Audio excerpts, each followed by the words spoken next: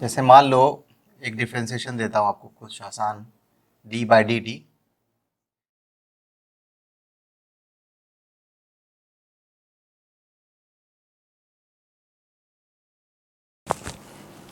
हाँ देखो, पहला वाला सवाल आप लोग से सॉल्व हो गया होगा। जैसे मान लो कोई पोजीशन दिया रहता है, पोजीशन इज इक्वल टू, एक सेकेंड, हाँ जैसे मान लो कि कोई पोजीशन दिया है आपको, position is equal to 3t² plus twice t और प्लस 5, और आपको वेलोसिटी पूछे, तो वेलोसिटी के लिए आप dx बाई dt निकालते हैं।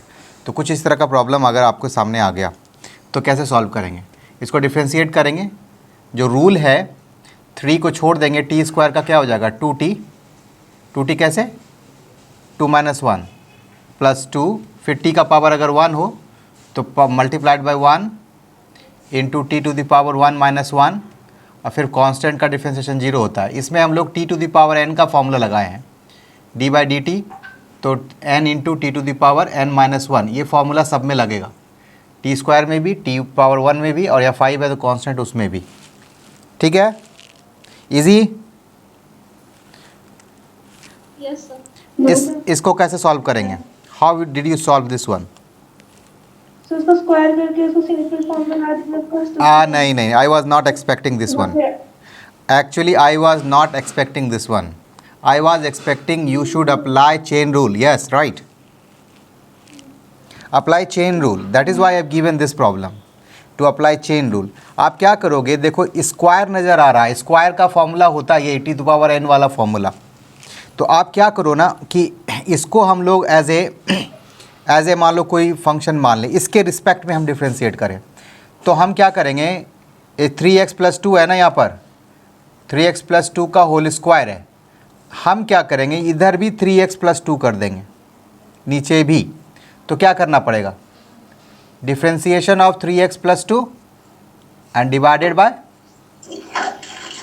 dx होगा चेन रूल से। Yes sir.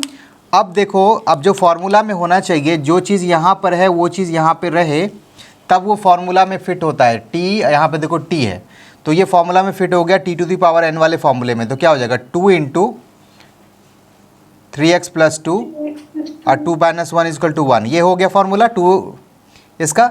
और इसका हम लोग अलग से डिफ्रेंशिएशन करेंगे, तो अलग से डिफ्रेंशिएट करोगे 3 का 3 रह जाएगा, x का 1 हो जाएगा, 2 का 0 हो जाएगा। तो यहाँ मल्टीप्लाइड बाय क्या करेंगे, ऐसे होगा डिफ्रेंशिएशन। समझ में आया? चलो इसको बताओ प्रोडक्ट वाले रूल से। प्रोडक्ट वाला रूल याद है? Yes sir. पहले एक को छोड़ देना है। मान लो x² प्लस a² को छोड़ दिए और x² प्लस b² का डिफ्रेंशिएशन करेंगे तो क्या हो जाएगा बताओ, ट्वाइस x² का ट्वाइस x, b² का 0, बात खत्म वहीं पे। b इज ए कांस्टेंट, ऐसा नहीं कि ट्वाइस b लिख देना, लिखे थे कोई क्या? नहीं नो सर। हाँ, b कांस्टेंट है तो b² भी कांस्टेंट होगा। हाँ, उसके बाद प्लस साइन देंगे, फिर दूसरा वाला जो चीज़ है उसको छोड़ देना है, मतलब x² प्लस b² को छोड़ देना है, और पहले वाले का डिफ्रेंशिएशन करना है x के रिस्पेक्ट में। तो x² का क्या हो जाएगा, अगेन 2x, और a² का 0, बस हो गया 0। अब इसका कैसे बनाओगे? अब इसको आप थोड़ा सा सिंप्लीफाई कर लेना। ये बताओ, ये कुछ नहीं है तो इसको हम लोग मान लेंगे तो अलग बात है। पावर हाफ दे देंगे। हाँ, तो ये चीज़ का पावर हमको मालूम है ना, ये चीज़ का पावर वाला फॉर्मूला लगाने के लिए इसके रिस्पेक्ट में हमको डिफ्रेंशिएट करना पड़ेगा। तो हम क्या करेंगे, d bye x² plus a² कर देंगे। नीचे x के जगह पे ये लिख दिया, और ऊपर क्या हो गया, x² प्लस a² का पावर हाफ। अब ये प्रॉब्लम में एक्स्ट्रा ये आया है तो उसको हम लोग ऊपर मल्टीप्लाई करेंगे, x² प्लस a² है ना, और डिवाइडेड बाय dx, जो ओरिजिनल था dx। चेन रूल लगा दिए। अब ये वाला formula something to the power का जो फॉर्मूला होता है वही फॉर्मूला है ये। तो क्या लिख देंगे हम लोग, पावर मल्टीप्लाई करते हैं, x² प्लस a² लिखेंगे, और पावर में क्या करेंगे 1 को सब्ट्रैक्ट कर देंगे, यही ना, n into x to the power n minus 1। इसका डिफ्रेंशिएशन करोगे तो फिर से क्या हो जाएगा, ट्वाइस x हो जाएगा, a² का 0, Yes. ये 2 कट गया और हाफ -1 माइनस हाफ हो जाएगा, तो माइनस हाफ हो जाएगा तो क्या इसको नीचे करके ऐसे रूट करके लिख सकते हैं x² + a²। Yes, sir. Yes, sir. अरे दिख रहा है यहाँ तक कि नहीं दिख रहा है वो भी बताएंगे, दिख रहा है यहाँ तक? Yes, sir. ठीक है। अब जैसे 1/x का फॉर्मूला हमको देखना है, तो 1/x का मतलब क्या हुआ? No. X to the power -1. नहीं, ln x का 1/x होता है, 1/x का ln x मत कर देना, उल्टा नहीं होता है ना। ये पावर हो गया d/dx x to the power -1। Or -1. क्या होगा differentiation? -x to the -1. Minus, हाँ माइनस मल्टीप्लाई हो जाएगा, -1 -1 -1/x², ठीक। क्या इसको -2/x³ लिख सकते हैं? Yes, sir. अगर d/dx लिखा रहता हमको 1/x to the power cube, तो क्या इसको -3/x⁴ लिख सकते थे? Yes, sir. एक general X to the power 4. इस तरह से आएगा। ये कौन बॉलर बनाया है, ये कौन सॉल्व किया है? 5 नंबर।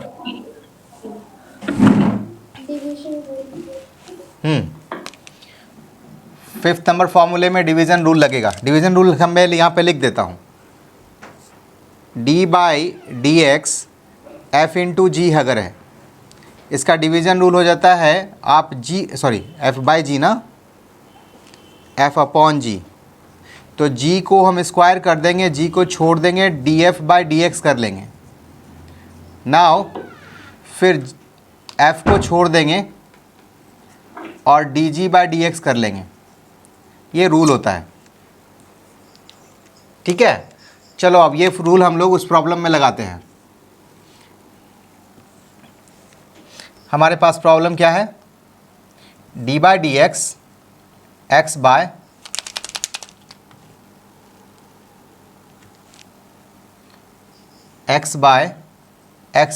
Plus a² power 3/2। इसको मान लेंगे f और इसको मान लेंगे हम लोग g, ठीक। बोलो क्या लिखूं नेक्स्ट स्टेप में? G plus x² plus x g का स्क्वायर मतलब जिसका स्क्वायर, इसका स्क्वायर करोगे, देखो इसका स्क्वायर करोगे 3/2 का स्क्वायर होने का मतलब है 2 कट जाएगा तो बचेगा क्यूब, ठीक है। उसके बाद इसको छोड़ देना है, मतलब g को ऊपर छोड़ देना है, तो x² plus a² power 3/2 leave कर दिया, ऐसे ही छोड़ दिया। किसका डिफ्रेंशिएशन करें? df/dx, यानी ऊपर वाले का डिफ्रेंशिएशन। तो अप साइड का डिफ्रेंशिएशन क्या हो जाएगा बताओ? d/dx 1, d/dx ds क्या हो जाएगा? 1 हो जाएगा। फिर माइनस साइन, f को छोड़ देना है मतलब x को छोड़ देना है, f को छोड़ देना है मतलब x को छोड़ देना है, dg/dx मतलब इसका डिफ्रेंशिएशन करना है। तो इसका डिफ्रेंशिएशन कैसे करोगे?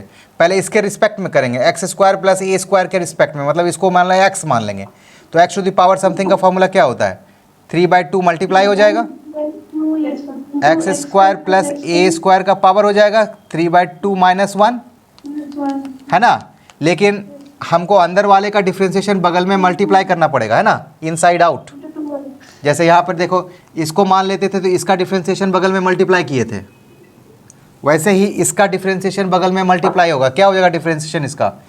x² प्लस a² का डिफ्रेंशिएशन 2x, जैसे हम लोग उस समय किए हैं। अब यहाँ पे ये कंप्लीट हुआ। इसमें क्या कर सकते हो, ये पावर आ जाएगा कितना? 3/2 में से 1 गया तो हाफ बचेगा, तो हाफ पावर इसमें से कॉमन ले सकते हैं। x² प्लस a² का पावर हाफ अगर कॉमन ले लो तो क्या बचेगा? 3/2 में से हाफ पावर कॉमन लिए तो क्या बचा? 1 बचा। Yes, sir. यानी x² प्लस a² का पावर 1 लिख सकते हैं इसको। माइनस, यहाँ देखो 2 कट गया और ये पूरा बाहर हो गया, तो क्या हो जाएगा? -3x² हो गया। बोलो। Yes, yes, sir. Yes, sir. अरे ये बाहर हो गया ना, ये हाफ पावर है टोटल, ये बाहर हो गया तो बचा 3ax²। Yes, sir. ऊपर क्या, नीचे क्या हो गया? x² प्लस a² का power Whole cube. Whole cube. अब इसी में से आप थोड़ा सा और सॉल्यूशन ले लेंगे, हो गया। क्लियर है? Yes, sir. चेन रूल समझे तो? Yes sir. D by d x sine x square plus 2x plus 1, बताइए। Sine x square plus 2x plus 1 है। cos x square plus 2x plus 4x into cos x bracket में x square plus 2x plus 1। देखो इसके respect में हम करेंगे हम लोग, तो हम अब मैं डायरेक्ट लिख रहा हूँ, इसके रिस्पेक्ट में करेंगे। साइन का क्या हो जाएगा? cos कॉस का लिखेंगे, कॉस जो भी अंदर है वो लिख देंगे। plus 1। लेकिन चूंकि इसके रिस्पेक्ट में किए हैं तो इसका डिफ्रेंसिएशन बगल में क्या होगा? मल्टीप्लाई होगा। तो इसका डिफ्रेंसिएशन करो, मल्टीप्लाई। तो हाँ 2x plus 2 2x प्लस 2, 2 तो 2x प्लस 2 ये ऐसे लिख दिए इंटू कॉस, ये कॉस का एंगल है x square plus 2x plus 1। ये दोनों आपस में मल्टीप्लाई मत कर देना, ये बाहर है, इस कॉस से बाहर है 2x प्लस 2, है ना। मैक्सिमा मिनिमा,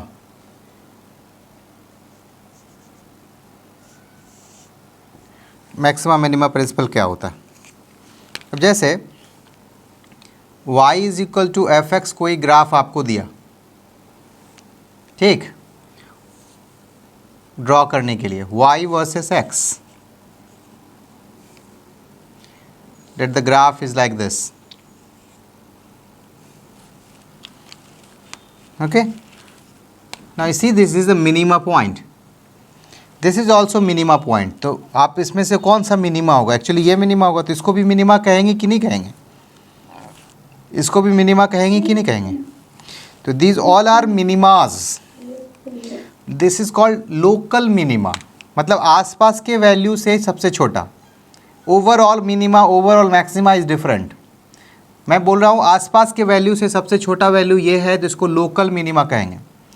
लोकल मिनिमा पे अगर आप टेंजेंट डाल दो या फिर लोकल मैक्सिमा पे टेंजेंट डाल दो, तो लोकल मैक्सिमा लोकल मिनिमा सब पे टेंजेंट जो होता है एक्स एक्सिस के पैरेलल होता है, एंगल हो गया 0, तो स्लोप हो गया क्या? 0। तो slope of this curve at maxima and minima, maximas and minimas are 0, समझे? ठीक है।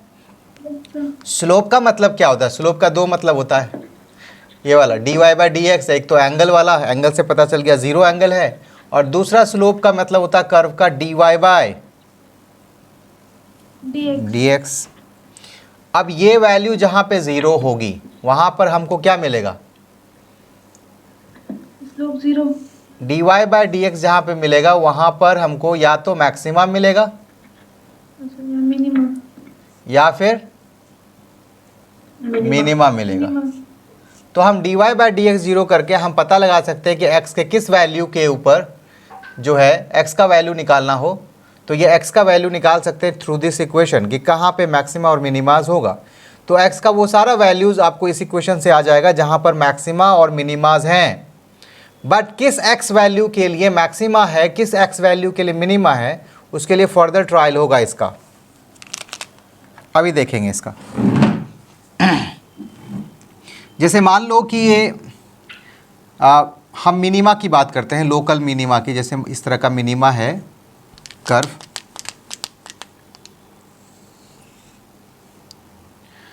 तो आप इस मिनिमा पे गौर करोगे, मिनिमा पे ये कैसा कर्व है? अरे पैराबोलिक। पैराबोलिक कोई ज़रूरी थोड़ी है, क्वेश्चन दिया रहता तो पैरा बोलता। इधर ऊपर से बोल सकते हैं कनकेव कर्व है, ऐसा बोल सकते हैं कनकेव ग्राफ है ना। कनकेव ग्राफ में देखो कि जब मान लो कि हम यहाँ पे स्लोप डालते हैं तो ये स्लोप कैसा स्लोप आएगा, मतलब इस कर्व का स्लोप यहाँ पे स्लोप कैसा होगा? पॉजिटिव होगा नेगेटिव होगा? नेगेटिव। और यहाँ पर 0 और यहाँ पर तो मान लो इसको हम लोग M1 मान लिए, M2 मान लिए, M3 मान लिए स्लोप्स को, है ना। तो कौन बड़ा हुआ, सबसे बड़ा कौन है, M3, उस M2, M1 is negative, M2 is 0, M3 is positive. So slope value M1 is less than M2 is less than M3. मतलब स्लोप इंक्रीजिंग हो गया ना, Yes sir. इंक्रीजिंग स्लोप, ये याद रखेंगे। ऐसे भी याद रखेंगे, अगर ऊपर से कॉनकेव दिख रहा हो, अगर कोई ग्राफ ऊपर से कॉनकेव दिख रहा हो तो उसका स्लोप क्या होगा, Increasing. हाँ, इंक्रीजिंग स्लोप कहेंगे। जिस ग्राफ का ऊपर से देखने से कनकेव दिखे उस ग्राफ को हम इंक्रीजिंग स्लोप कहेंगे। This is the rule. Increasing होता है। हाँ, इंक्रीजिंग स्लोप होगा। तो जैसे मान लो कि हम स्लोप वर्सेस एक्स का ग्राफ बना रहे हैं, इसमें तो एक्स बढ़ रहा है ना इस तरह से, तो जैसे जैसे एक्स बढ़ा रहे हैं स्लोप भी क्या हो रहा है, बढ़ रहा है। तो जो ग्राफ होगा कुछ ऐसा इंक्रीजिंग होगा, इट में भी लीनियर नॉन लीनियर उससे मतलब नहीं है। स्लोप इंक्रीजिंग है तो इस तरह ग्राफ होगा। Now what is the slope of this graph, m is increasing with x। अगर मैं पूछूं what is the slope of this curve, तो क्या हम dm/dx से नहीं बोल सकते हैं कि dm/dx होगा स्लोप? ओके, तो dm/dx जो होगा वो कैसा आया, पॉजिटिव आएगा कि नेगेटिव आएगा? पॉजिटिव स्लोप का ग्राफ बन रहा है कि नेगेटिव? तो ये पॉजिटिव हो रहा है। तो dm/dx अगर पॉजिटिव है तो m क्या है? स्लोप मतलब क्या, dy/dx, इसका स्लोप ना, m dy/dx है। तो क्या लिख सकते हैं हम, dy/dx should be greater than 0। Yes sir. इसको लिखा जाता है double differentiation, d2y/dx2 is greater than 0। Yes sir. पक्का? तो अगर ऊपर से कनकेव दिखे तो स्लोप इंक्रीजिंग होता है। इंक्रीजिंग स्लोप के लिए डबल डिफरेंशिएशन ग्रेटर देन 0. तो कभी भी कनकेव ग्राफ का डबल डिफरेंशिएशन ग्रेटर देन 0 होगा, और at the point where the slope is 0 वहां पे dy/dx क्या होगा, 0 होगा। तो ये दो चीज निकल गया। अब इसमें दूसरा पार्ट जो है इंक्रीजिंग ग्राफ का है, मतलब इस तरह का ग्राफ का है, मैक्सिमास का है, इधर एक्स एक्सिस है। तो एक्स एक्सिस बढ़ाने से स्लोप का क्या हो रहा है, तो हम पहले यहाँ का स्लोप देखेंगे, कैसा स्लोप है यहाँ का, यहाँ का, यहाँ का। तो इसको मान लो कि हम लोग M4, M5, M6 मान लिए। तो M4 हो गया पॉजिटिव, M5 हो गया 0, M6 हो गया नेगेटिव। ओके, तो हम देख रहे हैं M4 is greater than M5 greater than, तो x वैल्यू बढ़ने से m की वैल्यू क्या हो रही है, हाँ, यानी ऊपर से अगर कॉन्वेक्स कोई ग्राफ दिखता है तो उसका स्लोप क्या होता है, डिक्रीजिंग स्लोप। डिक्रीजिंग स्लोप अगर मान लो कि m वर्सेस x का ग्राफ हम लोग खींचे तो इस तरह का ग्राफ आएगा, डिक्रीजिंग, है ना। तो dm/dx क्या हो जाएगा, less than 0। That means d2y/dx2 Is less than 0. तो d2y/dx2 अगर लेस देन 0 आया है तो मैक्सिमा है, ग्रेटर देन 0 आया है तो वहाँ पे मिनिमा है। और पॉइंट कैसे निकालेंगे मैक्सिमम मिनिमा का, तो dy/dx करके 0 निकालेंगे। इसको 2 कर लो, इसको 3 कर लो। कोई ग्राफ अगर ऊपर से कॉन्वेक्स दिखे तो उसका स्लोप क्या होता है, Maximum. Decreasing, Decreasing. slope is decreasing for the convex graph, slope is increasing for concave graph. Important part है वो। अब जैसे मान लो सबसे पहला स्टेप हमको dy बाई डी एक्स करना है। dy बाई डी एक्स कितना हो जाएगा? 3x² माइनस 6x और प्लस 0। 0.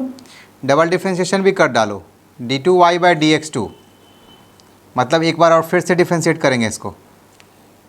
चलो बताओ, 6x माइनस 6। अब यहाँ से इसको ज़ीरो करना है इस टर्म से। when dy by d x is equal to 0 क्या होगा?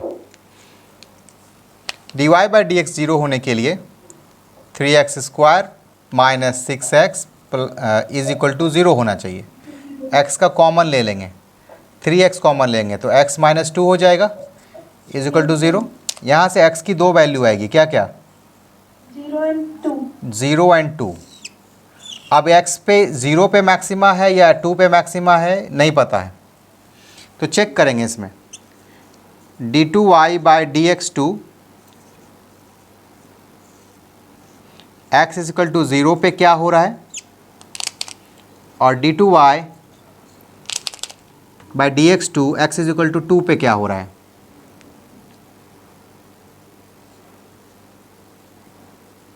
चलो दोनों चेक करेंगे। x इक्वल टू 0 इसमें पुट करो, -6. -6 लेस देन 0, इसका मतलब है x इक्वल टू 0 पे क्या मिलेगा? Minimum. ऐसा नहीं कि -6 मिनिमा ये हो गया, अरे लेस देन 0 तो मैक्सिमा होगा। Also maximum. लेस देन 0 के लिए मैक्सिमा होता है, तो लेस देन 0 मिला इसका मतलब है at x is equal to 0 y is maximum. बात समझे क्या नहीं, क्या मतलब हुआ इसका? इसका मतलब ये मैक्सिमम मिनिमा कुछ नहीं हुआ, इसका मतलब ये बता रहा है, ये एक साइन है कि हम x इक्वल टू 0 पुट करेंगे तो y का क्या वैल्यू मिलेगा?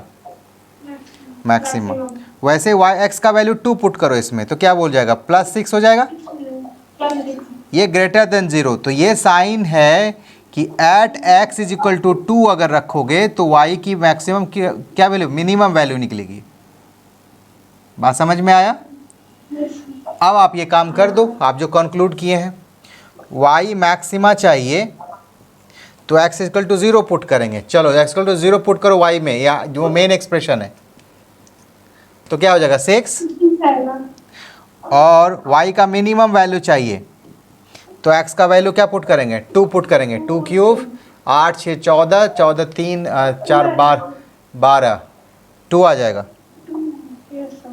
समझ गए? Yes, sir. क्लियर है? अब जैसे कुछ सवाल जैसे रेट से होता है, मैं एक सवाल देता हूँ आपको। जैसे मान लो आपको दिया गया है area of a field is given as A is equal to 5t² plus 4t plus 8। Okay, I need to ask, t जो है टाइम को डिनोट करता है, टाइम इन सेकेंड को डिनोट करता है। तो आपको पूछा गया what is the rate of change of area when t is equal to 2। Okay, correct. dy by d x, देखो यहाँ पे हमको निकालना है, x की वैल्यू दी हुई है a 1 माइनस कॉस थीटा और y की वैल्यू a साइन थीटा दिया है। आपको निकालना है dy by d x at theta is equal to 45 degree.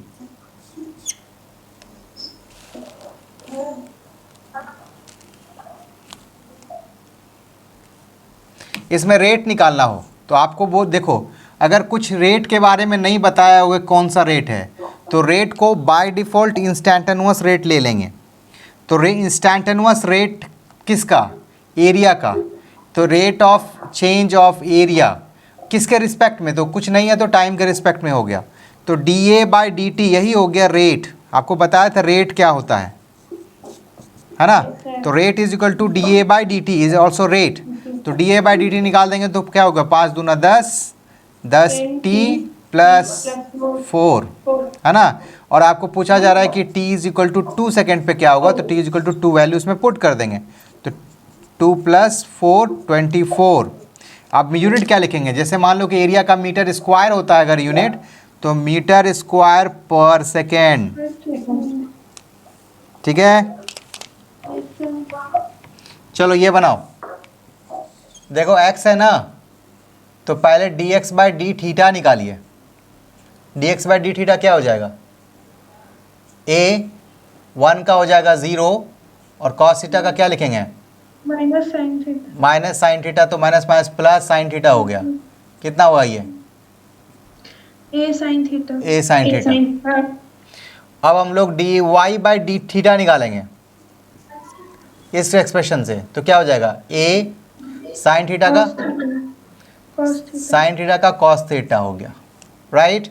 अब इस दोनों को डिवाइड कर दीजिए, इक्वेशन नंबर 2 इक्वेशन नंबर 1, आप 2 बाई 1 कीजिए ताकि आपको dy by d theta divided by क्या करेंगे, dx by d theta is equal, हाँ a cos theta divided by a sine theta. Sine theta. a cut गया, डी थीटा भी cut जाएगा, तो बचेगा क्या, dy बाई डी एक्स बचेगा। Yes sir. तो dy by d x is equal to tan theta, और थीटा इज इक्वल टू 45 रखना है, और sorry cot, cot theta. Okay cot theta, तो 45 रखना है। तो कॉट 45 कितना हो गया, 1। अब आप एक सवाल और बनाइए, मैं इधर लिख देता हूँ, बाकी मिटाऊंगा। अगर y is equal to 2 by sine theta plus √2 √3 cos theta है, √3 कॉस थीटा है आपके पास ये प्रॉब्लम, और आपको पूछा गया find the minimum value of y। Minimum value of y क्या होगा,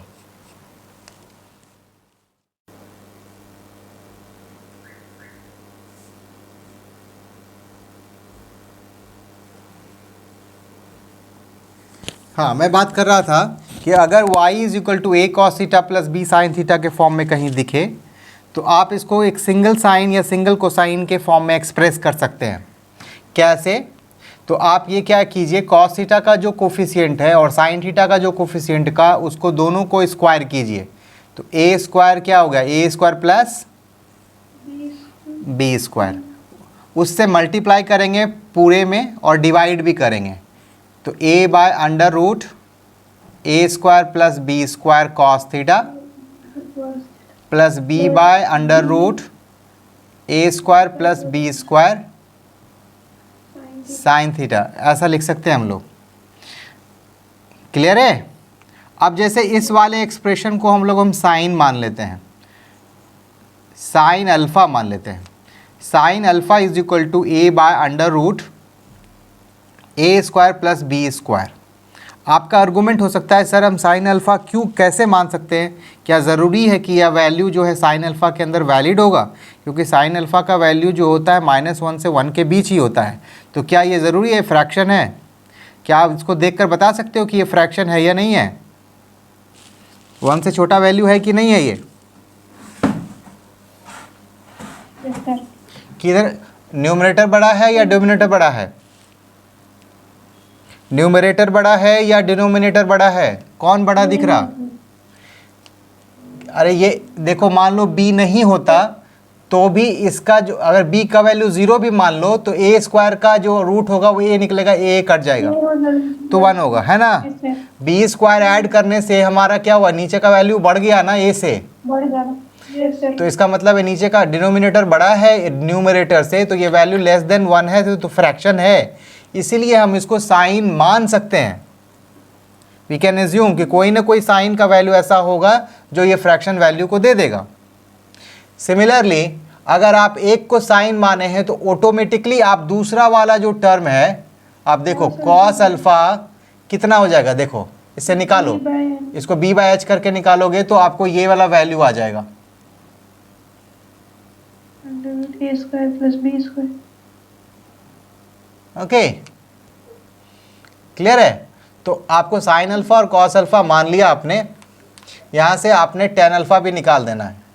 ten alpha is equal to क्या हो जाएगा, A by B. Okay, A by B.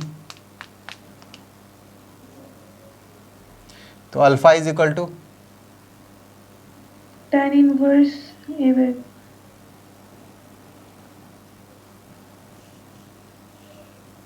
now what about this one, y is equal to under root a square plus b square, इसको क्या लिखेंगे बताओ, Sin alpha into cos theta sine alpha into cos cos theta theta plus cos alpha into Cos sin alpha. theta. Sine theta कौन सा फॉर्मूले में आ गया, Sin alpha plus theta. Sin alpha plus B. Theta. हाँ, sign theta plus alpha. Sin. Sir. Yes sir. वहाँ पे alpha आपको मालूम है, Yes sir. तो आप इसको एक सिंगल साइन या सिंगल कोसाइन के फॉर्म में जब ले आते हैं तो इसकी मैक्सिमम वैल्यू मिनिमम वैल्यू निकाल सकते हैं। अगर मैं पूछूं सिर्फ इसी का मैक्सिमम वैल्यू कितना होगा, वाई मैक्सिमम, तो साइन का मैक्सिमम वैल्यू 1 होता है, साइन का मैक्सिमम वैल्यू 1 होता है, तो साइन वाई का मैक्सिमम वैल्यू कितना हो जाएगा, Under root A square plus B square. और मिनिमम पूछूं तो 0. 0. अरे नहीं रे, Zero. साइन का मिनिमम वैल्यू -1 होता है, -1 yes sir. Minus under root A square plus B square. Minus होता है ना, साइन का वैल्यू निगेटिव भी तो होता है, -1। Yes sir. क्लियर है। Yes sir. तो अब हमारे पास जो टर्म आया है y का मिनिमम वैल्यू निकालने के लिए, तो y का मिनिमम वैल्यू तब होगा जब इस एक्सप्रेशन में y इज इक्वल टू लिखेंगे 2 sign theta plus √3 cos theta. क्या इसको हम लोग सिंगल साइन के फॉर्म में एक्सप्रेस कर सकते हैं, कितना लिखूं जरा बताओ तो, इस फॉर्म में इसको लिख के दिखाओ, जैसे इसको लिखे थे हम लोग, मैं इसको अच्छे से डिटेल में लिखता हूँ। 1 under root 1 square 1 plus under root 3 square. ए कॉस थीटा हो जाएगा. प्लस बी साइन थीटा को ऐसा लिख सकते हैं हम लोग। तो ये भी तो लिख रहा है ना यहाँ पर, साइन थीटा, यहाँ कॉस थीटा के कुछ कोफिशिएंट है, साइन थीटा का हाँ 1 तो under root इसका कुछ नहीं तो 1 है, हाँ, 3 square. तो under root 1 square plus under root 3 square. √3 square, उसके बाद sine theta plus under root alpha, ऐसा लिख सकते हैं। Yes. अब जो भी हो अल्फा वगैरह। अब हमको y का मिनिमम वैल्यू तब होगा जब नीचे मैक्सिमम हो जाए, yes sir. नीचे मैक्सिमम होगा डिनोमिनेटर, तो ओवरऑल क्या हो जाएगा मिनिमम, तो y मिनिमम के लिए 2 बाय, इसको लिख देंगे ये √3 4, ये कितना हो जाएगा 1 4 4 का वैल्यू 2 2 इंटू इसका वैल्यू क्या लिखेंगे हम लोग 1, तो y मिनिमम कितना आया। 1 तो ये एक तरीका था, यहाँ पे देखो इतना ही सवाल सॉल्व करने का है, सिर्फ आप ये जानते हैं तो आप इसको एक्सप्रेस कर देंगे और ये सॉल्व हो गया। हमारा नेक्स्ट टारगेट है समझना इंटीग्रेशन।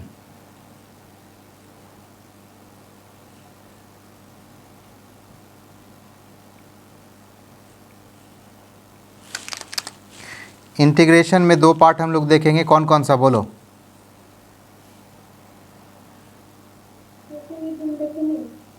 हाँ, इंडेफिनिट पहले देखेंगे, फिर डेफिनिट देखेंगे। पहले इंडेफिनिट देख लो पहले पूरा। इंडेफिनिट इंटीग्रेशन क्या है, summation reverse process of calculus differentiation. differentiation.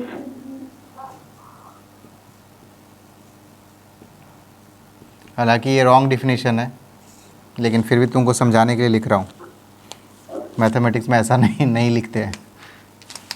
कोई मैथमेटिशियन देखेगा बोलेगा पागल हो गए टीचर। ठीक है, रिवर्स प्रोसेस ऑफ डिफ्रेंशिएशन होता है। तो जैसे मान लो कि आपको डिफ्रेंशिएशन पता हो किसी फंक्शन का, मान लो f(x) कोई फंक्शन हो, इसका डिफ्रेंशिएशन आपको पता हो कि gx होता है बाय फार्मूला, जैसे sin x का cos x या x² का 2x, x³ का 3x², ये सब मालूम हो। और आपको मान लो उल्टा कोई पूछे कि gx दे दे और बोले किसको डिफ्रेंशिएट करके आप gx लाए हैं, तो आप आंसर क्या करोगे?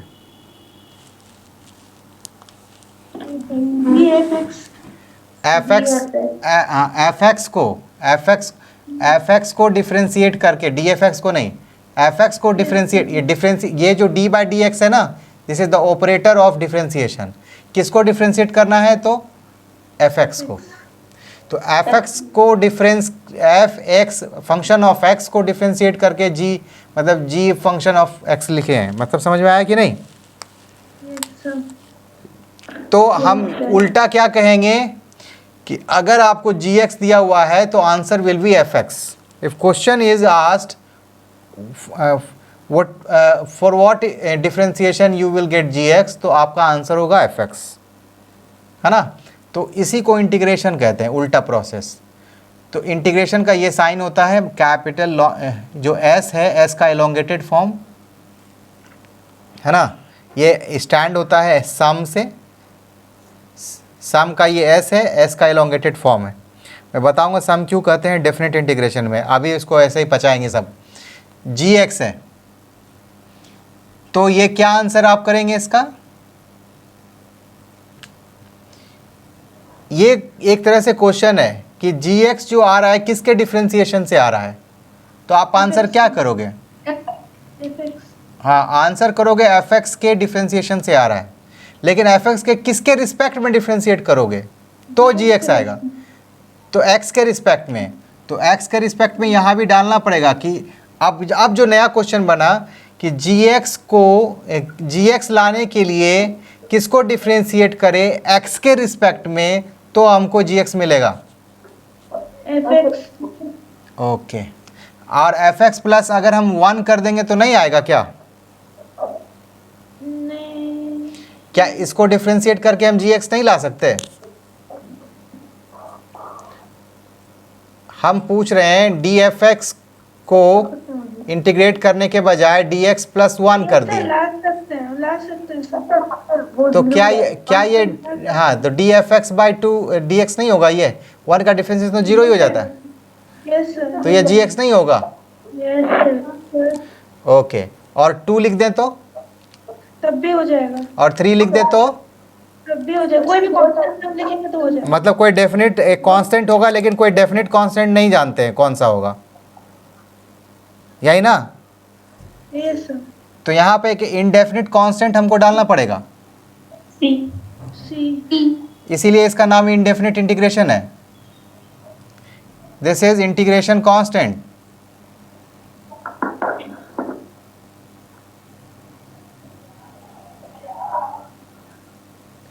क्लियर है? Yes sir. फॉर्मूलाज, सारे फॉर्मूला को रिवर्स कर देंगे।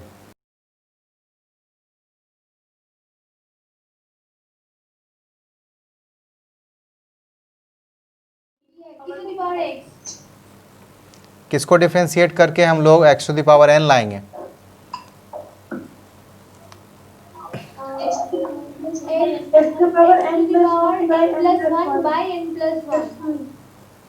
इसको अगर डिफरेंशिएट करोगे तो ये आ जाएगा। आता है क्या? चेक करके देखो तो कोई। Just differentiate this with respect to x, देखो क्या x to the power n आता है?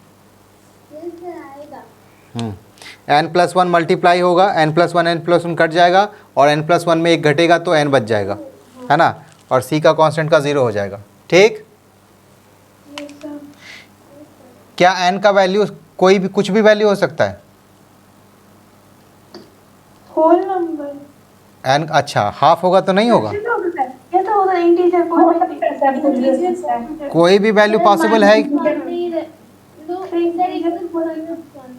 हाँ, देखो यहाँ पर 1/x जो लिखे हैं ये nothing but integration of x to the power -1 dx है। इसका वैल्यू हमने ऑलरेडी डिफाइन किया ln x प्लस सी होता है, तो इसका मतलब n का सारा वैल्यूज़ होगा इस फॉर्मूले के लिए सिवाय n इज इक्वल टू -1। तो n इज इक्वल टू -1 नहीं होगा इस फॉर्मूले में। क्या समझ में आ रहा है तुम लोगों को? Yes sir. Okay Yes, sir. अगर आपको अगर आपको फॉर्मूला इस तरह से दिया गया sine ax plus b dx, तो क्या करोगे? Minus cos ax plus b by a.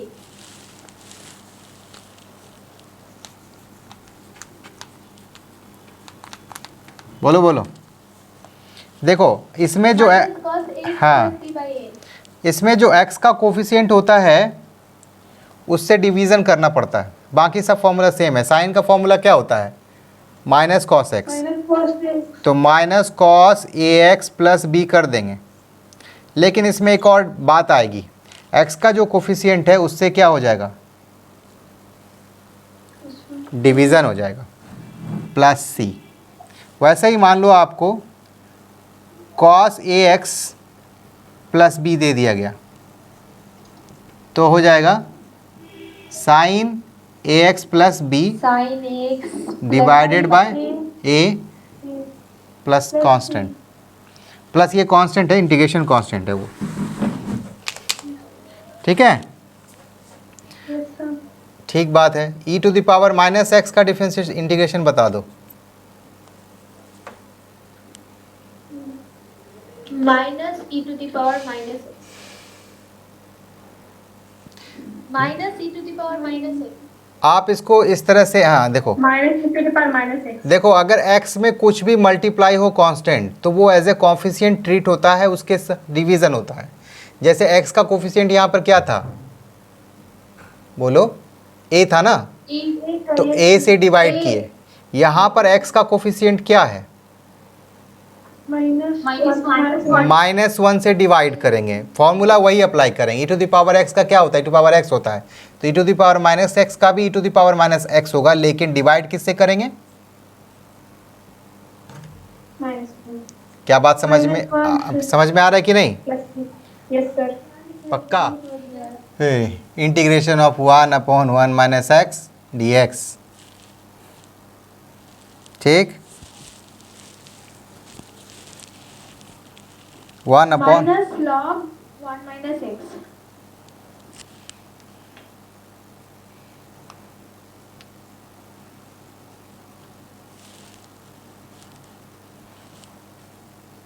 सही है।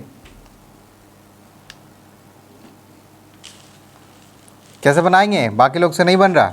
Neha, Praveen yes sir. बताओ।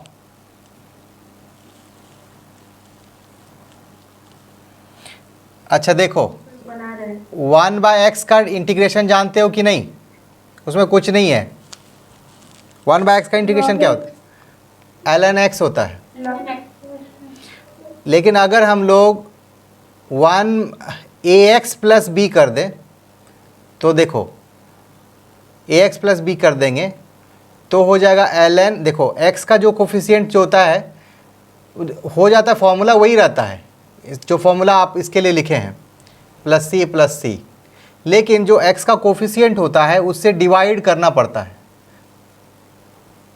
बात समझे? तो आप देखो इस क्या उस फॉर्म में है ये?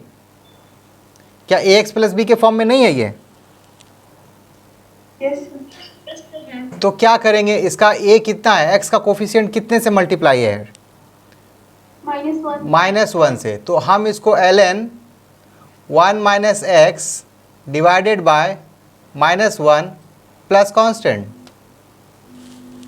समझे? Yes, sir. Okay. What is the formula for sine square x dx? Okay, देखते हैं। साइन स्क्वायर x जो है वो साइन स्क्वायर एक्स का एक फॉर्मूला होता है, बता सकते हो क्या फॉर्मूला होता है?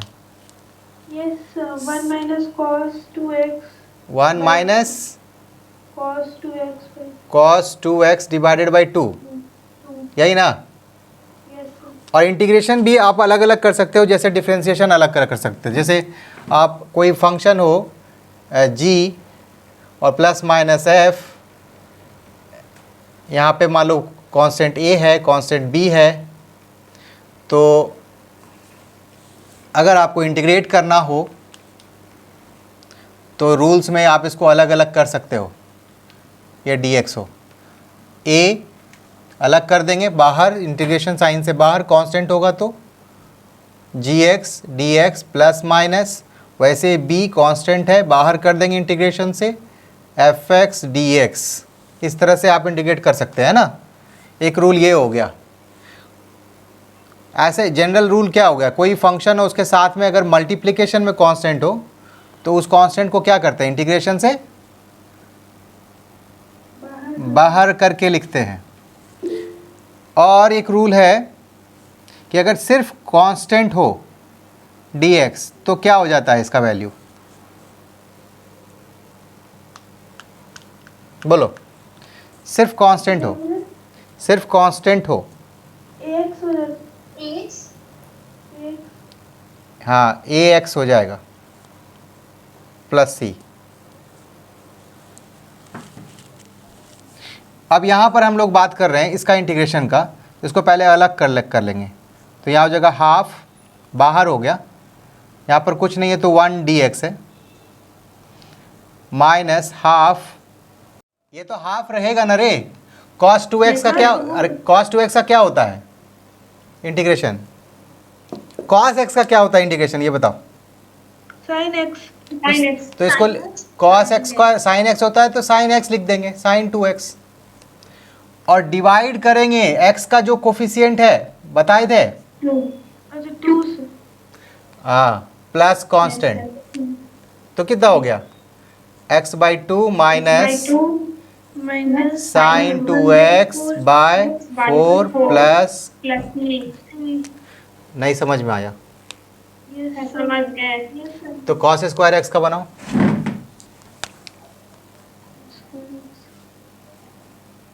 cos square x dx quickly,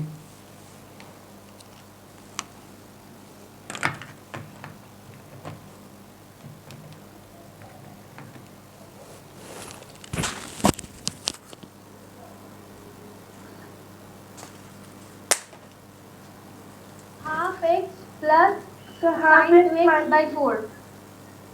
So half x plus ये sin Half x plus cos sin 2x by 4. अरे यहाँ पे सिर्फ प्लस साइन आ जाएगा, यहाँ पे प्लस साइन आ जाएगा, क्योंकि आप इसको जो, हाँ इसको जो फॉर्मूला में तोड़ोगे तो क्या आएगा, 1 plus cos 2x divided by 2 dx। अब यहाँ पे माइनस साइन है और यहाँ पे ये देखो, यहाँ माइनस साइन है, यहाँ प्लस साइन, यही डिफरेंस है ना। तो आंसर हो जाएगा x by 2 plus sign twice x by 4।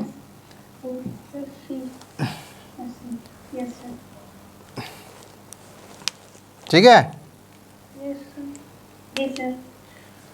कुछ ऐसा भी प्रॉब्लम्स बना लो, जैसे मान लो integration of 3t square plus 2t plus 5 dt दिया हुआ है,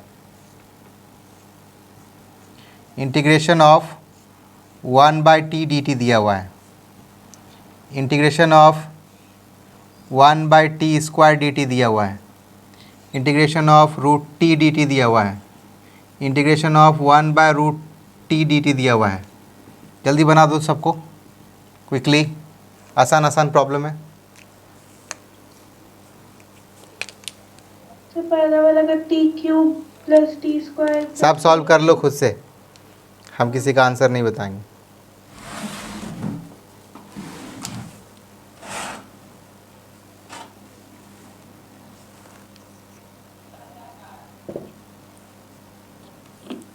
सर पहला क्वेश्चन क्या है, मुझे हो कुछ गया। नहीं दिखा।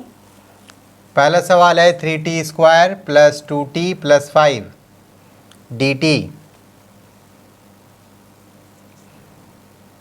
दूसरा सवाल है 1/t सर और एक बार dt क्वेश्चन रिपीट करें।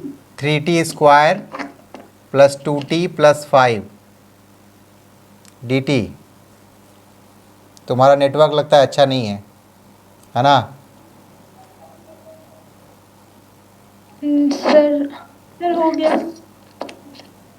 फर्स्ट का आंसर होगा T cube plus T square plus plus 5t। Plus 5। हाँ, वेरी गुड। दूसरा का और है कांस्टेंट कहाँ गया? कांस्टेंट खा गए? हाँ प्लस दूसरा का अरे ये इंटीग्रेशन कांस्टेंट को क्या किया? सर प्लस सी। इसका बताओ।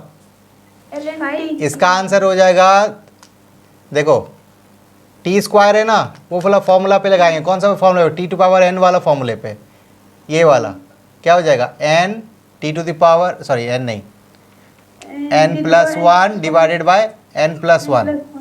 इस फॉर्मूले पे इसको तोड़ दोगे, इसका कुछ नहीं, पावर 1 है, और इसका 5 का कांस्टेंट वाला फॉर्मूला यहाँ पे हम लोग लिखे हैं। इसका आंसर हो जाएगा T cube plus T square, या 2 सबका कटने वाला है ना, 3 पे कटने वाला है, प्लस 5t और प्लस कांस्टेंट। इसका क्या हो जाएगा? 1/t का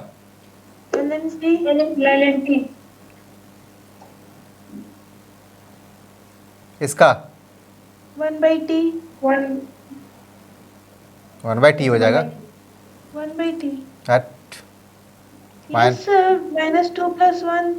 तो -1/t ना होगा? हाँ तो माइनस। अरे ये t 2 टू दी, -1/t। हाँ -2 है ना, तो -2 + 1 डिवाइडेड बाय -2 + 1 प्लस कांस्टेंट, तो ये -1/t हुआ प्लस कांस्टेंट √t का t 3/2।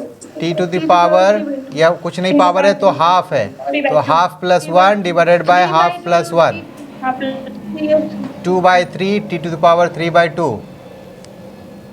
ठीक, जी सर। इसका ये t to power minus half है, हाफ √3 में हाफ हो जाएगा। Half 2√t 2 plus constant. जो इंट्रोडक्शन है वो पिछली क्लास में हो चुका था ना। डेफिनेट इंटीग्रेशन में क्या होता है? जैसे आप किसी फंक्शन का इंटीग्रेशन कर पाते हो और आपको पता होता है कि उसका फॉर्मूला क्या है। मान लो f(x) है, dx है, और इसका इंटीग्रेशन gx है। आप एक कांस्टेंट डालते हो, कांस्टेंट ना डाल के इसमें लिमिट डाला जाता है a से b। तो a से b लिमिट जानने के लिए कांस्टेंट नहीं डाल के हम लोग a से b लिमिट डालते हैं। इससे क्या हो जाता है, इसमें वैल्यू जो है x के बदले में पहले b, यानी इसको अपर लिमिट कहते हैं। हाँ, सर वीडियो नहीं दिख रहा है। वीडियो नहीं दिख रहा है, रीलॉगिन करो, दिखेगा। लॉग आउट करके लॉगिन करो। बाकी लोग को दिख रहा है? जी सर। अपर लिमिट हो गया ये, और ये वाला जो है लोअर लिमिट हो गया।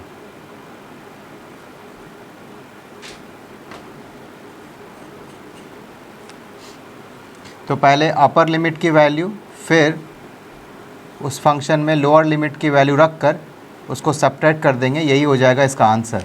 एक डेफिनेट वैल्यू देगा कुछ, इसलिए इसको डेफिनेट इंटीग्रेशन कहते हैं। इसका मतलब क्या होता है? आप ऐसे समझो कि जैसे मान लो कि आपको किसी चीज़ का एरिया निकालना हो,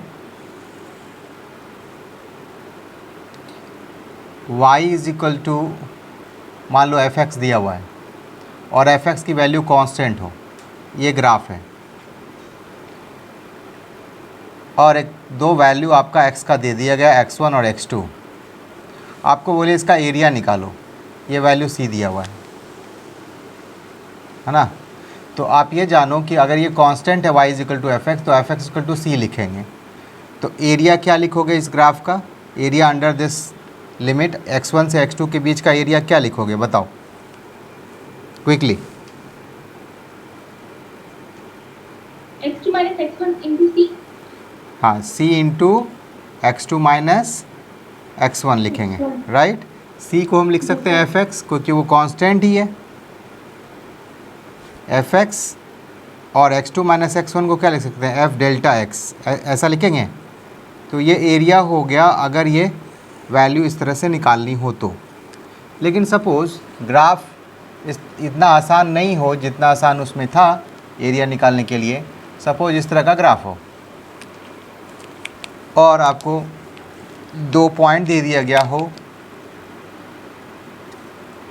x1 x2, और इसके बीच का एरिया निकालना है। This is y is equal to fx. Now fx is not constant now. Now what you will do? अब एरिया कैसे निकालोगे? तो हम यहाँ ओरिजिन से x डिस्टेंस पर, समझना ये x है, एक छोटा सा, ये x डिस्टेंस पर एक छोटा सा वैल्यू बढ़ाएंगे x का, तो dx हो जाएगा। अब हम लोग यहाँ इसको मिला दिए, ओके, ऐसे समझो इसको। तो ये पार्ट dx हो गया और ये पार्ट क्या हो गया? x के लिए जो वैल्यू y की आएगी, ये value y is equal to fx आएगी, है ना। fx में x भी पुट करेंगे तो y is equal to fx आएगा। तो आप देखो कि अब ये बहुत ही छोटा dx का मतलब होता है टेंड्स टू 0 होता है, ये बहुत ही स्मॉल वैल्यू होता है। तो आप जो देखोगे ये वाला कर्व, पहले जो बड़ा कर्व था जिसके वजह से हम ये एरिया डायरेक्टली नहीं निकाल पा रहे थे, ये वाला कर्व को हम लोग एज ए फ्लैट सरफेस मान के, इसको हम लोग रेक्टेंगल मान के हमको एरिया निकाल सकते हैं। तो ये वाला जो पार्ट हुआ, एलिमेंट्री पार्ट, जो एलिमेंट्री एरिया हुआ, वो कितना हुआ बोलो? एलिमेंट्री एरिया, ये जो है y, हाँ y, और ये वाला जो पार्ट हो गया dx, यही ना लिखेंगे? यही ना लिखना है? ओके, एलिमेंट्री एरिया का ये हो गया जिसको हम लोग छोटा एरिया बोलेंगे, मतलब dA बोलेंगे। अब इस ऐसा एरिया हम लोग इसमें जो है बहुत सारा जो है इसमें निकाल के सबको ऐड करते जाएंगे।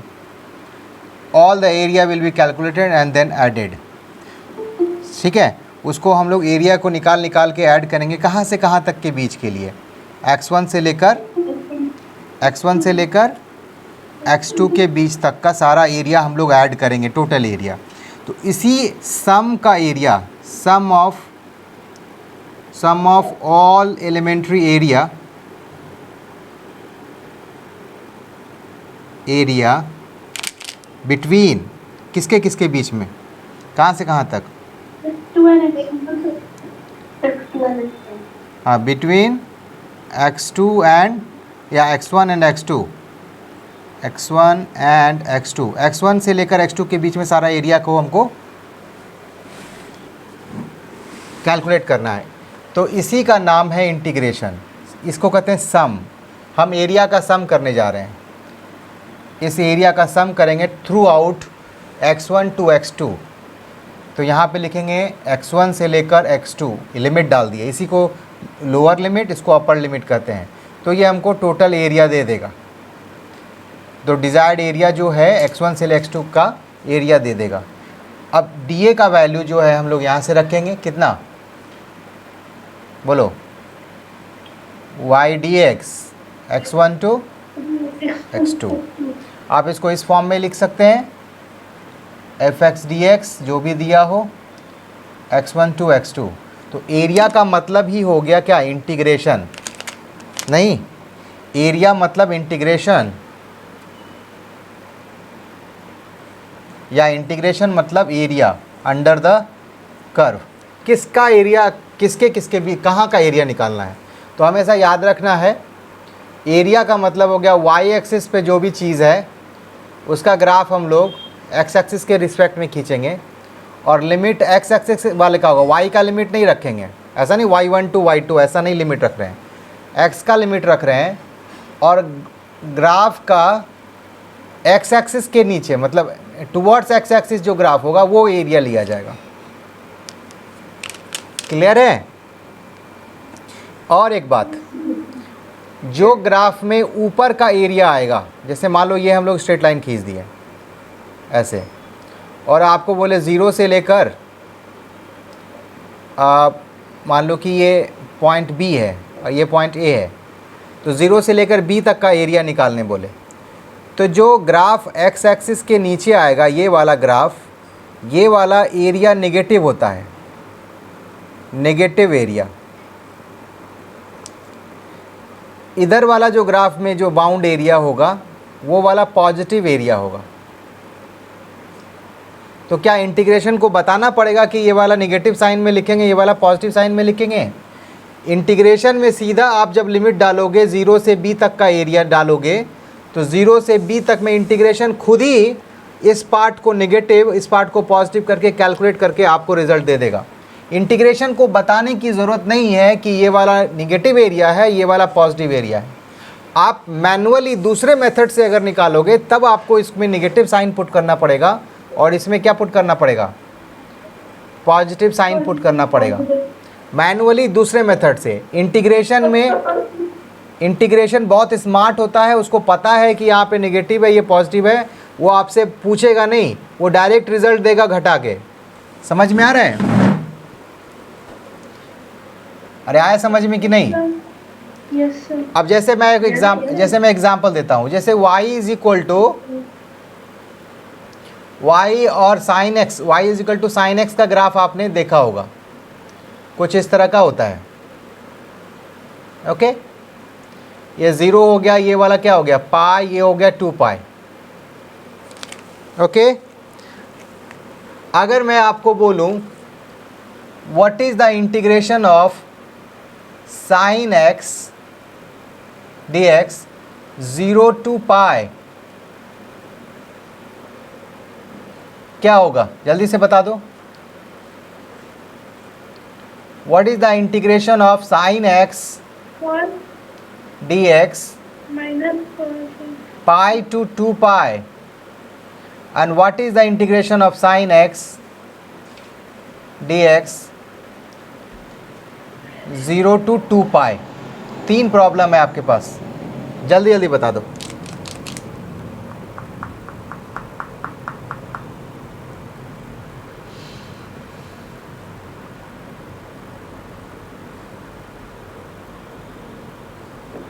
cos pi and cos 2 pi minus cos pi.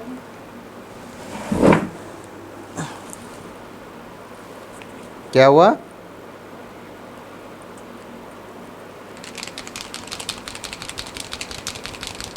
First answer 1.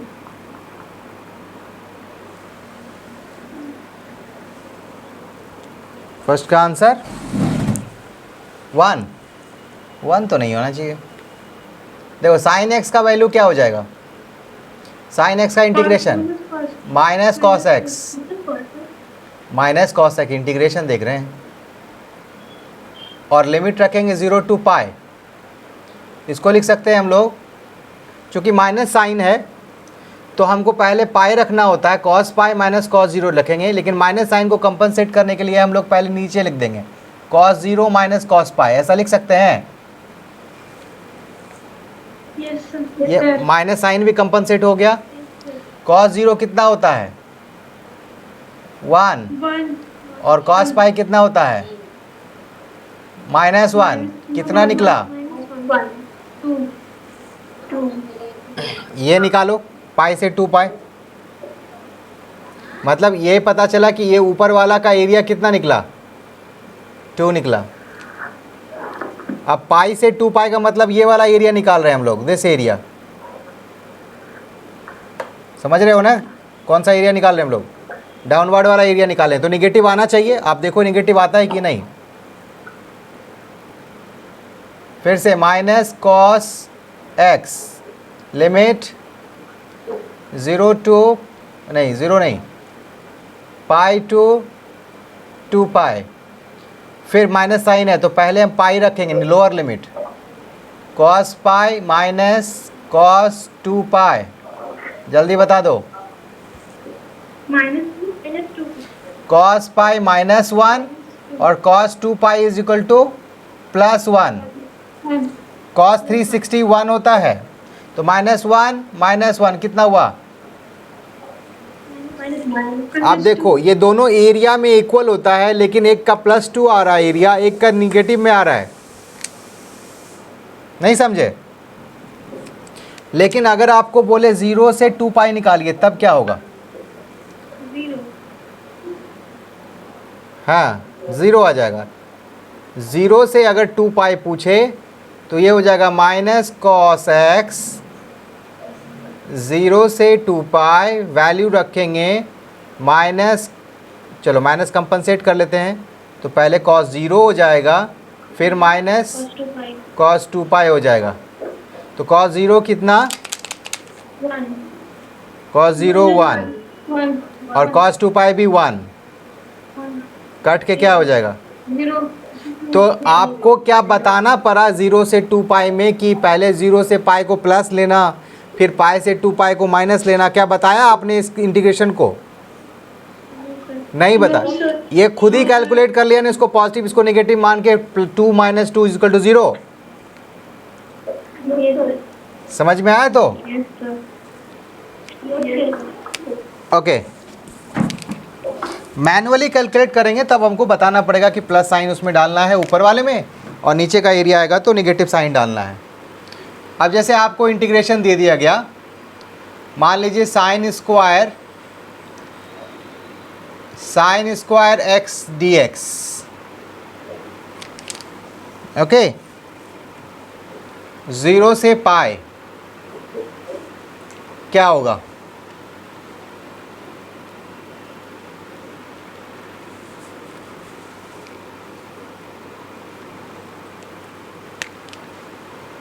दो इंटीग्रेशन निकालिए, एक है cos square X dx,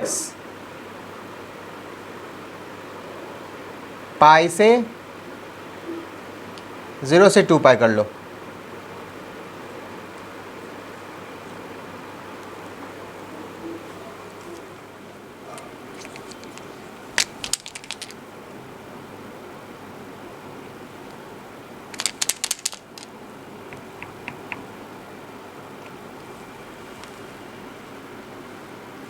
we have sine square X dx, 0 से पाई, इतना टाइम लगा तुम लोग को।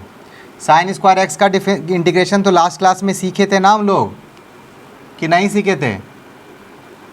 1 - cos 2x divided by 2 dx, 0 to पाई, नहीं, हाफ बाहर कर दो, ये हो जाएगा dx 0 to पाई, माइनस फिर हाफ बाहर कर दिए, cos 2x dx 0 to pi,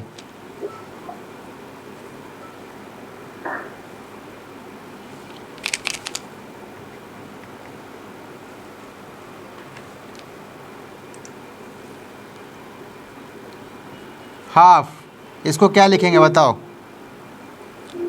x इस- पाई -0। हाँ dx का x हो जाएगा, मैं डायरेक्ट लिख रहा हूँ pi -0, any problem? No sir. अरे dx का इंटीग्रेशन है x, और x के जगह पे पाई -0 लिमिट रख दिए, फिर हाफ, cos 2x का क्या हो जाएगा बताओ? चलो एक स्टेप ले ही लेता हूँ ताकि सारा समझ में 0 से पाई, चलो sine 2x divided by 2, coefficient से डिवीज़न, हाँ वेरी गुड, 0 से पाई। चलो अब लिमिट रखते हैं, हाफ पाई -0 माइनस ये 2 हो जाएगा 1/4 साइन 2 पाई माइनस साइन 2 × 0 0। ठीक लिखा हो? ठीक लिखा हो नहीं लिखा? Yes sir. ये हो जाएगा पाई/2 और साइन 2 पाई 0 होता है, साइन 0 0 होता है, तो इधर 0 हो जाएगा। तो ये जो हमको वैल्यू आया है sign square x d x 0 से पाई, इट विल गिव यू कितना, पाई/2। π/2। नहीं आया बात समझ में? अरे आया बात समझ में? तो दूसरा बना लो क्विकली।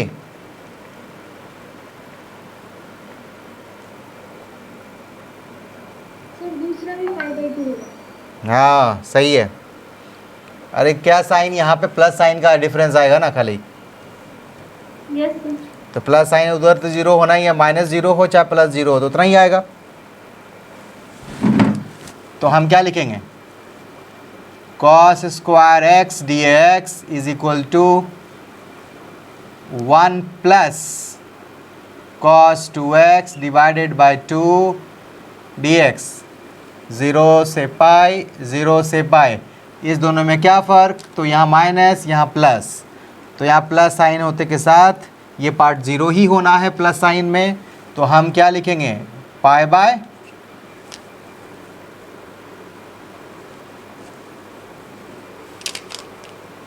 समझे कि नहीं?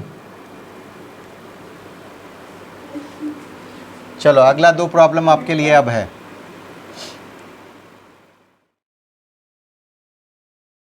dx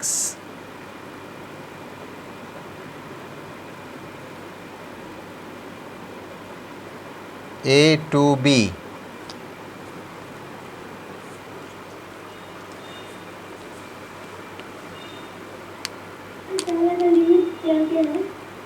पहला है इन्फिनिटी से r, कैपिटल R।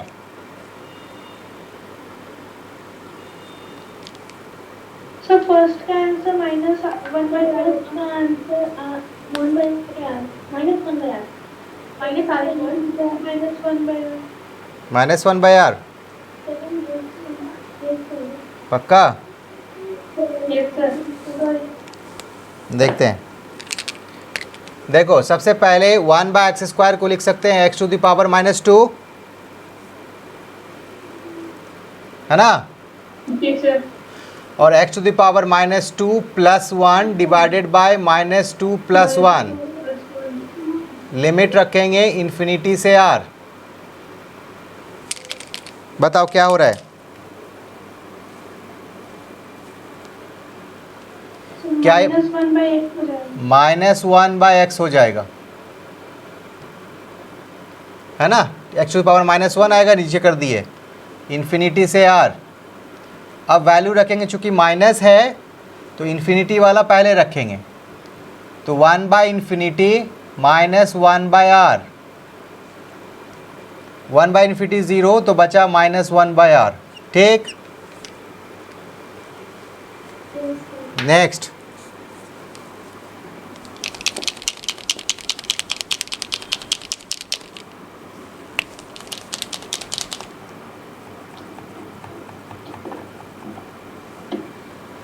ये क्या होगा,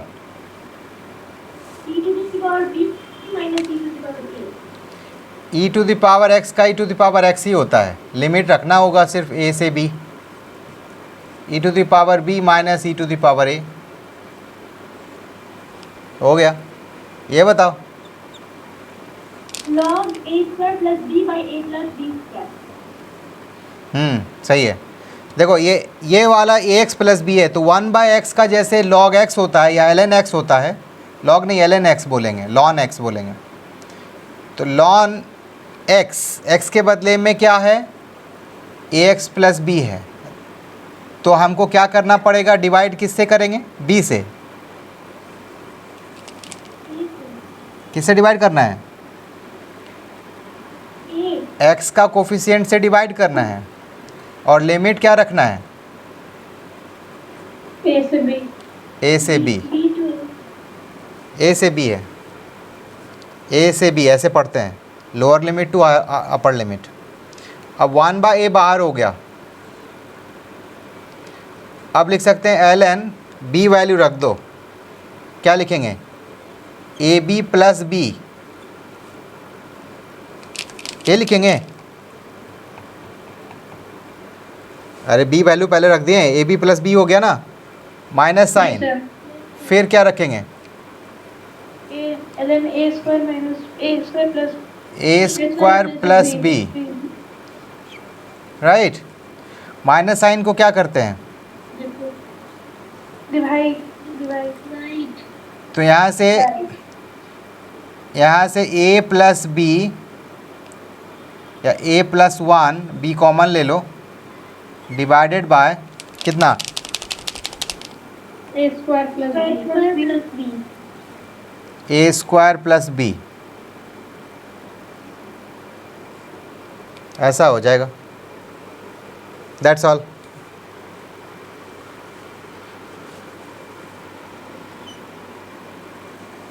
कुछ इंटीग्रेशन जो नॉर्मल हम लोग को करना पड़ता है, जैसे मान लो कि टी क्यूब प्लस, ये सब तो किए होंगे आप, 2t स्क्वायर प्लस 1 है, dt है, 1 से 2 इंटीग्रेट करिए, ये 3t स्क्वायर है,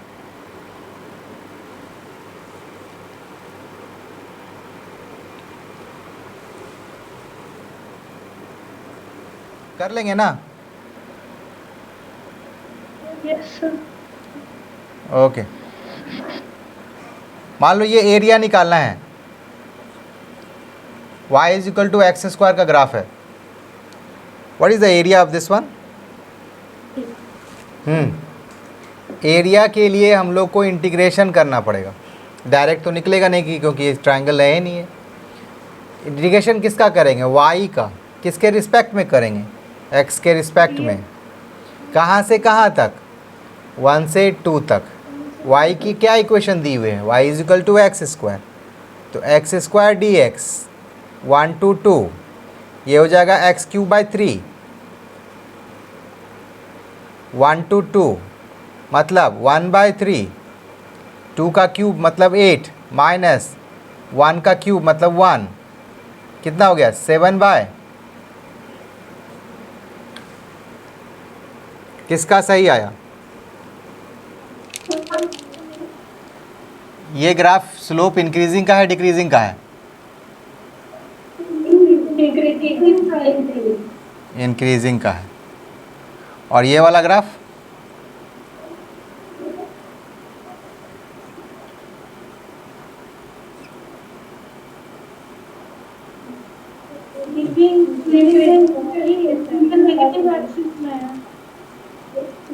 स्लोप के बारे में पूछ रहा हूँ, स्लोप इंक्रीजिंग है डिक्रीजिंग है,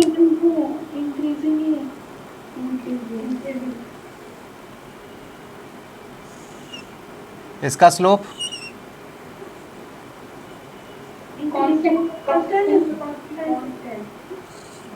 ये वाला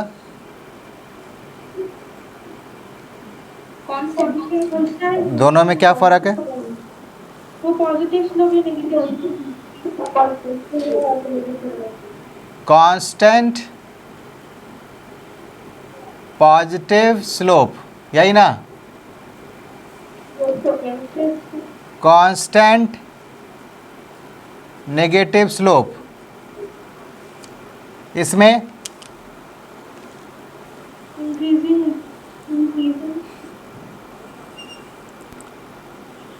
इसमें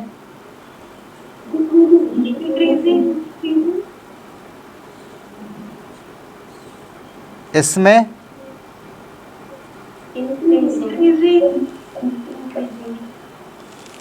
ओके, ये इसमें देखो स्लोप जो हो रहा है, slope is increasing, increasing slope, इसलिए आपको सिंपल एक ट्रिक याद रखना है, ऊपर से देखने से कनकेव दिखे हम क्या बोलेंगे, slope is increasing slope, concave graph increasing slope. क्या इसके साथ में भी ऊपर से देखने से कनकेव दिख रहा है, ये नीचे ज़रूर जा रहा है, y वैल्यू इसकी डिक्रीज कर रही है, बट dy/dx इज़ इंक्रीजिंग, समझ में आया,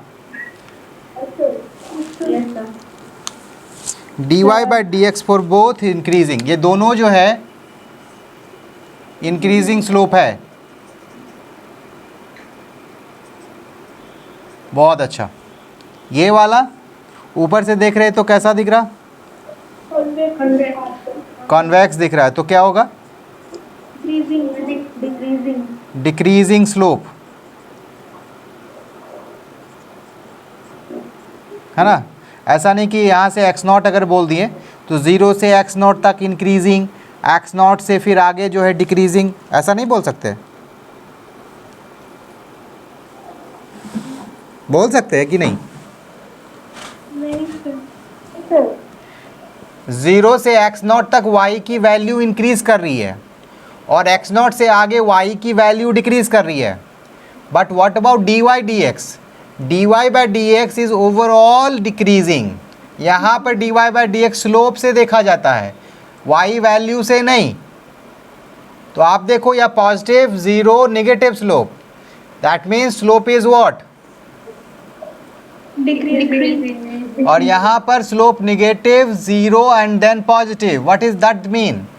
slope is increasing.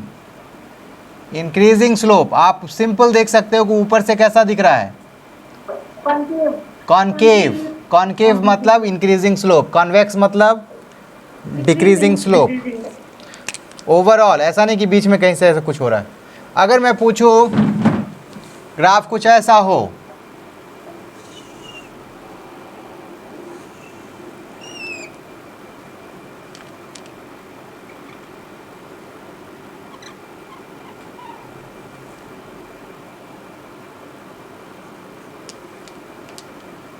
Tell me about it. Increasing constant, decreasing. तो increase हो रहा है उसका constant. उसके बाद कांस्टेंट है। पहले increase हो रहा है सर. ये कैसा है, कॉनकेव है, कॉन्वेक्स है? Concave. 0 से x नॉट तक कॉनकेव है, x नॉट से आगे क्या है? तो 0 से x नॉट तक बोलेंगे स्लोप इज इंक्रीजिंग, और x नॉट से आगे स्लोप इज डिक्रीजिंग। ऐसा भी ग्राफ हो सकता है।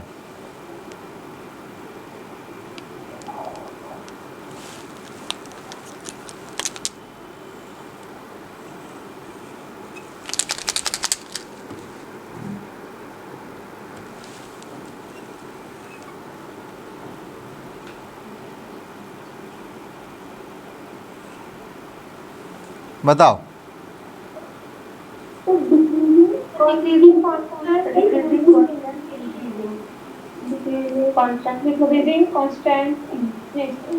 डिक्रीजिंग पॉजिटिव कांस्टेंट है ना, constant positive increasing. Very good, बहुत अच्छा। अब ज़रा जवाब देना, समझते हो सब। तो अब आपके लिए टेस्ट है, समझ गए तो। मान लो कि हमने y वर्सेस x का ग्राफ खींचा है और ये हो गया ग्राफ, बहुत अच्छा। हमने इसको x नॉट मान लिया, ये 0 मान लिया, इसको x1 मान लिए, ठीक है। आपको पूछा जा रहा है dy बाई डी एक्स के मॉड के बारे में। मॉड समझते हो ना? मॉड मतलब क्या होता है? Always positive, right. अब मुझे जैसे अब dy by d x slope होता है तो स्लोप का मॉड बता रहे हैं हम लोग। अगर हम मॉड ऑफ द स्लोप ले लिए तो 0 से x नॉट की वैल्यू क्या होगी? और 0 से x नॉट में mode of the slope increasing होगा, डिक्रीजिंग होगा, या ओवरऑल बताओ 0 से x1 में क्या हो रहा है? इंक्रीजिंग हो रहा है, डिक्रीजिंग हो रहा है, या फर्स्ट इंक्रीजिंग देन डिक्रीजिंग, या फर्स्ट डिक्रीजिंग देन इंक्रीजिंग? सोच के बताओ। अब उसको भूल जाओ, मैं आपको एक चीज़ बताता हूँ। जैसे मैं लिखा 1 2 3, ऐसा लिखने से इंक्रीजिंग है या डिक्रीजिंग है? इधर लेफ्ट से राइट जा रहा है, इंक्रीजिंग लिख रहे हैं, राइट। लेकिन अगर मैं वो लिखूँ -1 -2 -3, अब क्या हो गया? ये डिक्रीजिंग हो रहा है।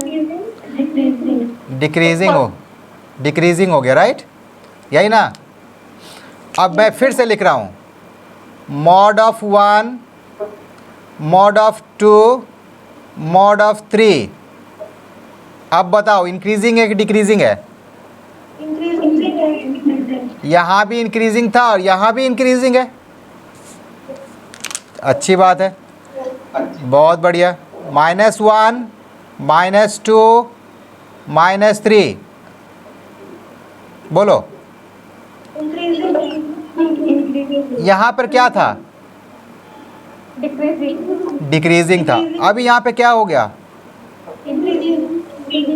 मतलब पॉजिटिव वाले में कोई फर्क नहीं पड़ा। वो इंक्रीजिंग था तो इंक्रीजिंग होता, डिक्रीजिंग होता तो डिक्रीजिंग होता। मॉड लगाने से पॉजिटिव को कोई फर्क नहीं पड़ता। किसको फर्क पड़ता है? नेगेटिव। तो नेगेटिव वाले में अगर मॉड लगाए हैं तो डिक्रीजिंग है तो क्या बन गया? इंक्रीजिंग। और इंक्रीजिंग होता तो क्या बन जाता? इंक्रीजिंग। इंक्रीजिंग होता तो डिक्रीजिंग बन जाता। नहीं, इंक्रीजिंग ही रहता। इंक्रीजिंग ही रहता। अच्छा अच्छा, -3, -2, -1 ये इंक्रीजिंग है डिक्रीजिंग है? इंक्रीजिंग। हाँ, इंक्रीजिंग। इंक्रीजिंग है। अब मॉड लगा देंगे तो आप बोले कि वही रहेगा। डिक्रीजिंग। बदल रहा है कि नहीं बदल रहा है? यस। कब बदल रहा है? यानी कि कंपल्सरली बदल रहा है। अगर निगेटिव में नंबर है तो उसका मॉड उसको कंपल्सरली क्या कर दे रहा है? बदल दे रहा है उसके नेचर को। डिक्रीजिंग है तो इंक्रीजिंग, इंक्रीजिंग है तो डिक्रीजिंग। ओके, लेकिन पॉजिटिव वाले में कोई फ़र्क, पॉजिटिव वाले में कोई फ़र्क नहीं पड़ता। इंक्रीजिंग है तो इंक्रीजिंग रहेगा, डिक्रीजिंग है तो डिक्रीजिंग रहेगा। अब मेरी यह बात बताओ कि 0 से x0 तक में जो स्लोप होगा वो कैसा स्लोप होगा? पॉजिटिव स्लोप होगा किसी भी पॉइंट पे या नेगेटिव? तो 0 से x0 तक में स्लोप और मॉड ऑफ स्लोप दोनों का नेचर क्या होगा? सेम होगा, नेचर सेम होगा। अगर स्लोप इंक्रीजिंग है तो मॉड ऑफ स्लोप भी इंक्रीजिंग होगा। अगर स्लोप डिक्रीजिंग है तो मॉड ऑफ स्लोप भी डिक्रीजिंग होगा। हम यहाँ पूछ रहा हूँ इस ग्राफ में, इस ग्राफ में आप क्या लिखे हैं? डिक्रीजिंग। तो 0 से x0 तक में भी डिक्रीजिंग है, x0 से आगे भी डिक्रीजिंग है ना। ये ओवरऑल डिक्रीजिंग है ना इस ग्राफ में स्लोप। अब इसमें मॉड लगा रहे हैं तो 0 से x0 तक में जो चीज़ डिक्रीजिंग था वो चीज़ अभी भी डिक्रीजिंग होगा क्योंकि पॉजिटिव वैल्यू है। नहीं समझे? 0 से x0 तक में स्लोप देख रहा हूँ पॉजिटिव है, तो 0 से x0 तक में जो चीज़ स्लोप के लिए था वही मोड ऑफ स्लोप के लिए आएगा। तो 0 से x0 तक में क्या लिखेंगे हम लोग? स्लोप क्या था ये बताओ, स्लोप क्या था? सिर्फ स्लोप के बारे में पूछ रहा हूँ। स्लोप डिक्रीजिंग है, ठीक है, स्लोप डिक्रीजिंग लिख दिए। और मोड ऑफ स्लोप डिक्रीजिंग। बात वो समझ नहीं रहे मेरे बात को। 0 से x0 तक में स्लोप पॉजिटिव है तो पॉजिटिव का मॉड लगाने से उसका नेचर नहीं बदलता। इंक्रीजिंग है तो इंक्रीजिंग ही रहेगा। समझे? अब x0 से x1 के बीच में आ जाते हैं तो कहीं भी स्लोप देखोगे तो कैसा मिलेगा हमको? नेगेटिव मिलेगा। तो x0 से लेकर x1 तक में स्लोप क्या होगा? सिर्फ स्लोप, जैसा इसमें देखे थे डिक्रीजिंग, तो स्लोप लिखेंगे डिक्रीजिंग। लेकिन मॉड ऑफ स्लोप क्या लिखेंगे? क्यों किया इंक्रीजिंग? क्यों बदला? क्योंकि स्लोप नेगेटिव है, उसका मॉड नेचर को बदल देता है। नहीं समझा? पक्का? चलो नोट कर लो इसको तेजी से।